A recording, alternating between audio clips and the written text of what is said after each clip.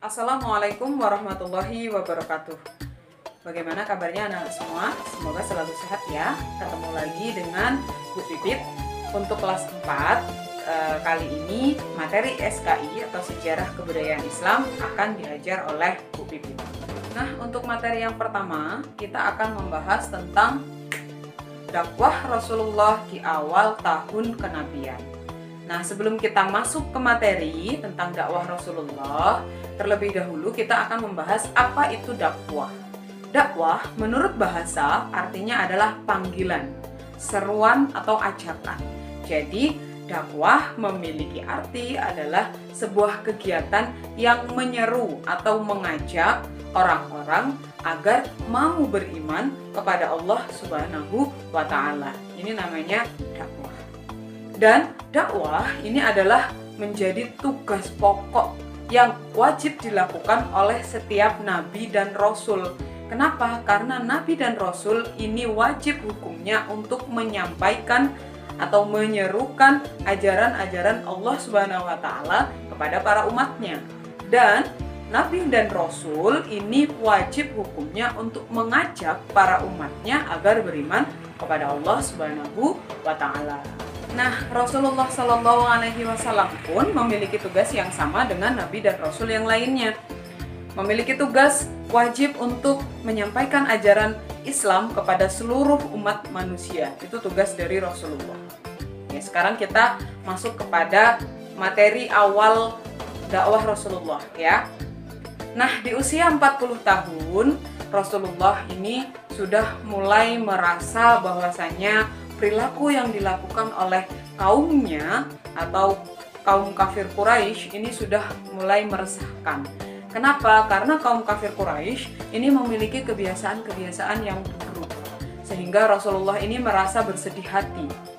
Dan di usia 40 ini Rasulullah sudah sering melakukan yang namanya menyendiri atau mengasingkan diri yang disebut dengan berkhalwat. Di mana Rasulullah melakukan sebuah khalwat? Rasulullah berkhalwat di Gua Hiro. Gua Hiro terletak di atas gunung. Jadi Rasulullah sering naik ke atas gunung, kemudian masuk ke Gua Hiro untuk menenangkan diri di dalam Gua Hiro tersebut selama beberapa hari. Hingga suatu ketika di sebuah malam ketika Rasulullah sedang berkhalwat di Gua Hiro, tiba-tiba ada seorang laki-laki yang datang kepada Rasulullah mengenakan baju putih, serba putih dari atas sampai bawah. Kemudian laki-laki tersebut berparas tampan, wajahnya bersih, wajahnya bersinar, datang kepada Rasulullah, kemudian duduk di depannya Rasulullah dan lututnya ditempelkan kepada lutut Rasulullah. Pada saat itu Rasulullah terkejut. Ini siapa? Bayangkan, malam-malam sepi, tiba-tiba ada laki-laki datang menggunakan baju putih-putih, ya, wajahnya bercahaya, wajahnya tampan, kemudian duduk di depan Rasulullah. Tentu saja Rasulullah terkejut sekali. Nah, setelah itu laki-laki tersebut kemudian memeluk Rasulullah sambil berkata, "Iqra ya Muhammad." Rasulullah ini bingung, ya. Rasulullah ini tidak bisa membaca dan tidak bisa menulis. Jadi Rasulullah suruh membaca ini bingung. Kemudian laki-laki tersebut berkata lagi, "Iqra ya Muhammad." Rasulullah masih bingung. Hingga laki-laki tersebut mengulang sebanyak 3 kali. "Iqra ya Muhammad." Hingga Nabi Muhammad akhirnya bertanya. Iqra itu artinya membaca. Rasulullah ini kemudian bertanya, "Apa yang harus saya baca?" kata Rasulullah. Kemudian laki-laki tersebut melanjutkan bacaannya. "Iqra. Iqra bismi rabbikal ladzi khalaq. Khalaqal insana min 'alaq. Iqra wa rabbukal akram. Alladzi 'allama bil qalam. 'Allamal insana ma lam ya'lam." Ini yang harus dibaca oleh Rasulullah. Ternyata apa yang disampaikan oleh laki-laki tadi itu adalah wahyu pertama yang disampaikan kepada Rasulullah Shallallahu Alaihi Wasallam. Dan laki-laki tersebut ternyata adalah malaikat Jibril. Walaupun Rasulullah ini tidak bisa membaca maupun menulis, tapi kemampuan Rasulullah dalam menghafal sebuah ayat ini sangatlah tinggi. Jadi malaikat Jibril cukup membaca 1 kali, Rasulullah langsung mengingatnya. Nah, setelah malaikat Jibril menyampaikan wahyu pertama, yaitu surat Al-Alaq ayat 1-5, setelah itu malaikat Jibril pergi meninggalkan Rasulullah. Bayangkan kalau itu kita malam-malam di gua yang gelap, tiba-tiba ada laki-laki pakai baju putih-putih datang kepada kita. Takut nggak kira-kira? Pasti takut. Rasulullah pun seperti itu. Maka setelah malaikat Jibril ini pergi, Rasulullah ini merasa ketakutan. Kemudian Rasulullah segera bergegas keluar dari Gua Hiro. Rasulullah setengah berlari turun ke bawah dari atas gunung. Dan Rasulullah ini tidak menyadari bahwasannya gunung itu merupakan isinya batu-batuan, bebatuan. Sedangkan Rasulullah berlari begitu saja. Karena apa? Karena merasa ketakutan itu tadi. Ya. Nah, ketika Rasulullah turun dari Gua Hiro, ini posisi langit sudah hampir cerah. Belum pagi, tapi sudah mau terlihat fajar. Jadi langitnya sudah mulai cerah gitu. Nah, ketika Rasulullah berjalan menuju rumahnya, tiba-tiba malaikat Jibril ini mencoba untuk memperkenalkan dirinya kepada Rasulullah. Malaikat Jibril ini ngomong, "Ya Rasulullah, ya Muhammad, saya adalah Jibril, engkau adalah Rasul utusan Allah." Malaikat Jibril ngomong seperti itu. Rasulullah tentunya merasa kaget, ini suara dari mana? Rasulullah merasa kaget. Kemudian malaikat Jibril kembali mengucapkan kata-kata yang sama. "Ya Muhammad, aku adalah malaikat Jibril, engkau adalah Rasul utusan Allah." Dan kata-kata itu diucapkan sebanyak 3 kali. Hal itu membuat Rasulullah semakin takut. Sebenarnya malaikat Jibril ini pengen kenalan sama Rasulullah. Tapi karena Rasulullah baru pertama kali mengenal malaikat, makanya Rasulullah ini merasa kaget dan terkejut. Kemudian malaikat Jibril ini menampakkan wajahnya di langit.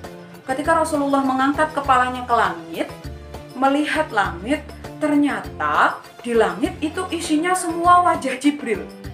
Bayangkan, kalau kita melihat langit, kemudian di langit isinya wajah seseorang, apa nggak takut? Nah, Rasulullah melihat seluruh langit ini isinya wajah Jibril.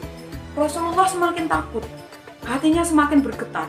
Sesampainya di rumah, maka Rasulullah SAW meminta kepada istrinya, yakni Ummu Khadijah, untuk menyelimuti tubuhnya. Kenapa? Karena Rasulullah ini merasa ketakutan, beliau menggigil kedinginan. Sehingga Rasulullah SAW meminta kepada istrinya untuk menyelimuti tubuhnya.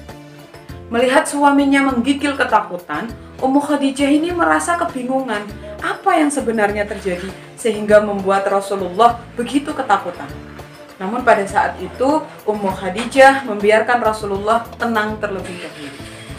Setelah Rasulullah merasa dirinya lebih tenang, maka Ummu Khadijah kemudian menanyakan apa yang sebenarnya terjadi. Setelah itu Rasulullah menjelaskan apa yang telah beliau alami di Gua Hira, sehingga membuat Rasulullah begitu ketakutan. Nah, mendengar penjelasan dari Rasulullah SAW, keesokan harinya Ummu Khadijah ini membawa Rasulullah ke tempat saudaranya. Saudara dari Ummu Khadijah ini bernama Waraqah bin Naufal. Dia ini adalah seorang, bisa dikatakan seorang pendeta seperti itu. Jadi Siti Khadijah ini datang kepada sepupunya untuk menanyakan apa yang sebenarnya terjadi kepada Rasulullah SAW. Nah, di tengah perjalanan menuju rumah Waraqah ini, ternyata Rasulullah ini diikuti oleh sebuah awan. Jadi ada awan yang memayungi Rasulullah di atas. Ya, jadi awan ini selalu mengikuti kemana Rasulullah jalan, seperti memayungi Rasulullah supaya tidak kepanasan, seperti itu. Nah, sesampainya di rumah Waraqah, kemudian Ummu Khadijah ini menceritakan apa yang terjadi kepada suaminya. Setelah dijelaskan oleh Siti Khadijah, kemudian sepupu Siti Khadijah yang bernama Waraqah bin Naufal ini mengatakan kepada Khadijah bahwasannya suaminya adalah Rasul atau suaminya adalah Nabi yang diutus oleh Tuhan. Seperti itu. Nah, setelah mengetahui bahwasanya Rasulullah Shallallahu Alaihi Wasallam ini merupakan Nabi terakhir yang diutus oleh Allah Subhanahu Wa Taala, maka sejak saat itu Rasulullah mulai melakukan dakwahnya. Untuk awal berdakwah, Rasulullah ini melakukan dakwah secara sembunyi-sembunyi. Jadi tidak dilakukan secara terang-terangan. Kenapa Rasulullah melakukan dakwah secara sembunyi-sembunyi? Dikarenakan pada saat itu agama Islam ini merupakan agama baru di lingkungan kafir Quraisy. Rasulullah ini khawatir ketika beliau menyampaikan agama Islam ini secara terang-terangan kepada kaumnya, maka beliau khawatir petinggi-petinggi dari kafir Quraisy ini akan mengeluarkan reaksi penolakan. Seperti itu. Oleh karena itu, Rasulullah memulai dakwahnya secara sembunyi-sembunyi, dimulai dari keluarganya terlebih dahulu. Keluarga, kemudian teman-teman dekat. Nah, ini diajak oleh Rasulullah untuk mengenal Islam dan masuk ke dalam ajaran Islam. Nah, selama melakukan dakwah secara sembunyi-sembunyi ini, Rasulullah menggunakan rumah dari sahabat Al-Arqam bin Abil Arqam, salah satu dari sahabat Rasulullah SAW. Rumah beliau ini digunakan untuk berdakwah oleh Rasulullah. Jadi untuk awal kenabian, Rasulullah menyampaikan dakwahnya secara sembunyi-sembunyi. Oke, untuk materi pertemuan pertama ini sampai di sini dulu. Di situ sudah ada soal yang harus anak-anak kerjakan. Silahkan nanti dikerjakan, ditulis jawabannya di belakang lembar soal yang diberikan kepada anak. Jangan lupa untuk diberikan nama lengkap serta kelasnya. Ya, semangat dalam mengerjakan soal dan Bu Pipit akhiri. Assalamualaikum warahmatullahi wabarakatuh.